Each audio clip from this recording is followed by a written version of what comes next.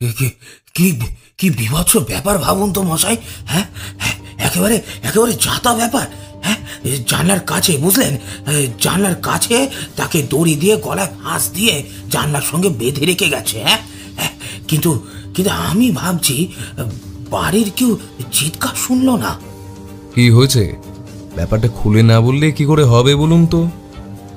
আশ্চর্য, আপনি বলতে চাইছেন ওইটুকু ঝামেলার জন্য আমি ওনাকে খুন করতে গেছি? বাবু, আপনি আমার ছেলেকে সন্দেহ করছেন বলে আমি শুনেছি, কিন্তু বিশ্বাস করুন ব্যোমকেশ বাবু, আমার ছেলে কিন্তু এমন কাজ করতে পারে না। দরজা? কোন দরজা? কোন দরজার কথা বলছো বলো তো তুমি? এত সহজে ভুলে গেলে চলবে না।